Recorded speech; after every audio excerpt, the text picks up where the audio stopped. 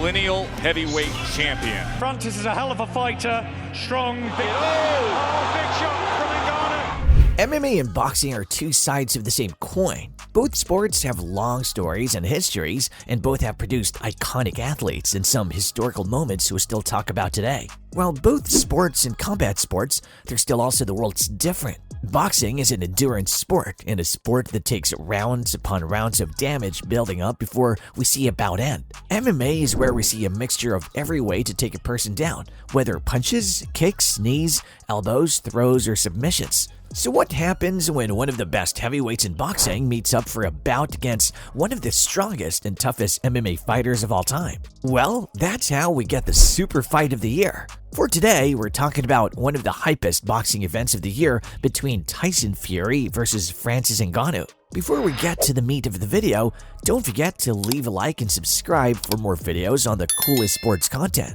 I really believe that I'm the best. As someone who's trying to fulfill a childhood dream of winning every belt in the heavyweight division. I'm feeling great. I feel fantastic. Any boxing fan out there should know about the wild antics of one of the biggest trolls in boxing, Tyson Fury. I say troll because that's kind of his entire game plan. The man talked his trash and was a proud drunken Irishman through and through.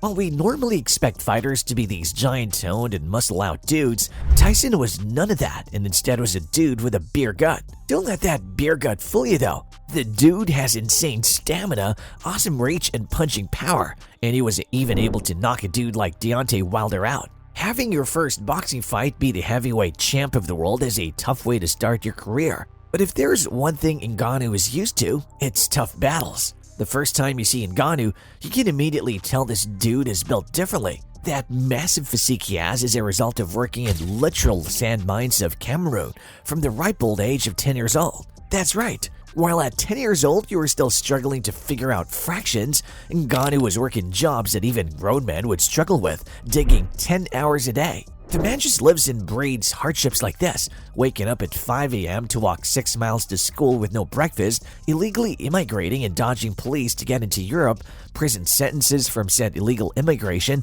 and living homeless on the streets and eating out of a dumpster to survive. Ngannou worked hard and became the UFC heavyweight champ off of what has to be some of the strongest pure striking prowess we've ever seen. There are a bunch of people in the world who I believe would kill me easily with one punch. Prime Tyson, Prime Muhammad Ali, and I think deservedly so, Ngannou should be on this list. So now, how did the best of the best out of the UFC and the best heavyweight in boxing get matched up in a fight of absolute beasts?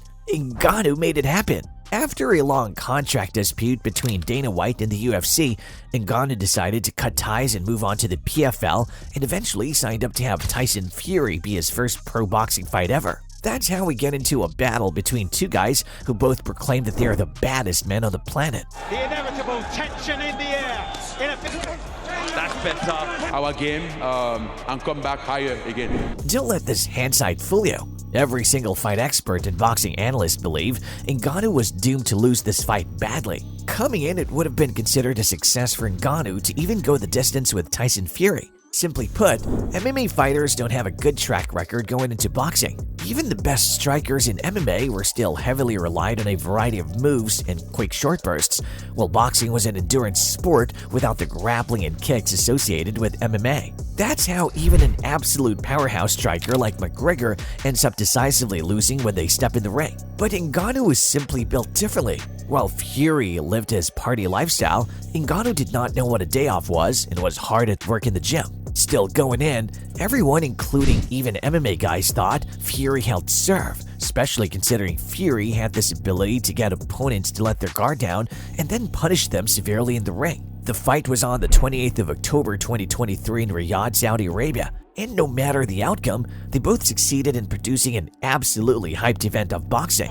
Tyson Fury down against Francis. World champion, the Gypsy King, Tyson. The fight begins and immediately it's clear that Ngannou understands the game plan. He had to be aggressive, but he had to also be smart to beat Tyson Fury, especially considering Tyson Fury had the advantage as an outboxer. Tyson Fury had the same plan for a lot of fights. He used his insane reach and length to throw 1-2s from the outside and then moved out of the way of opponents' strikes. He then punishes his opponent's aggression by hitting counter after counter. It was clear that Ngannou was smart enough to not charge in, which is an incredibly veteran move. It's easy to let the hype of the ring and the fight atmosphere pull you into bad decisions, but Ngannou knew that to win, he had to be smart and only attack the closeouts when he was safe. At first, it felt like business as usual for Tyson as he was outboxing as usual.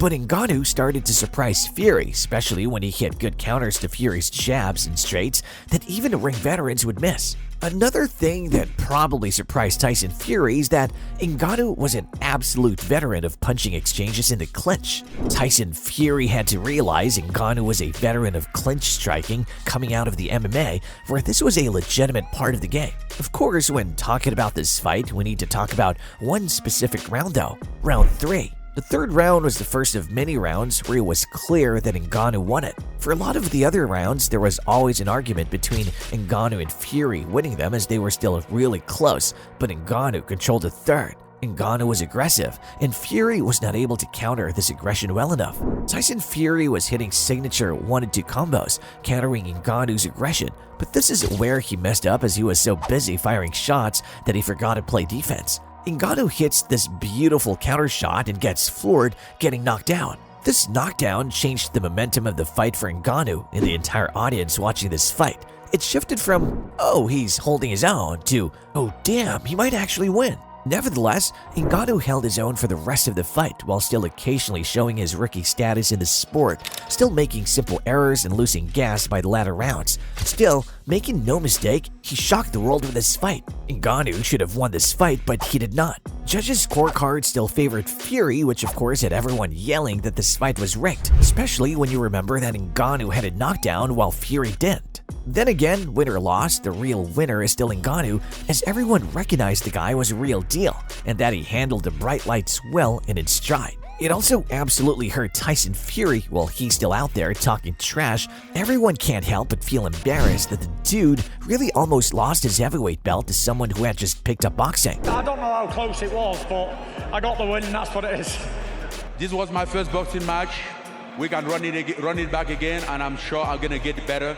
The aftermath of this fight was just absolutely insane on a lot of ends. First, we had every analyst giving out their apologies to Ngannou. Everyone thought he committed career suicide by leaving the MMA to pursue boxing. But it's clear Ngannou is winning his bets by always betting on himself. Ngannou has a career ahead of him, and boxing organizations are definitely both excited and terrified of what else he's bringing to the sport. Here's to hold out hope for a possible rematch, or maybe we see the Ngannou versus Deontay Wilder, a fight that Francis Ngannou also showed interest in. As for Fury, he may have won the fight on paper, but in the minds of fight fans, he lost this. Putting aside all the rigged fight allegations and the boxing judges supposedly being biased towards him, the fact that Ngannou fought this close against him shows it now. Fury really has to go out and fight for his right to be considered as one of the best in his future bouts, whether it be a rematch or something else. We definitely can't wait for more of these MMA and boxing super fights, and we're still hoping that one day we'll see a boxer try to duke it out in MMA,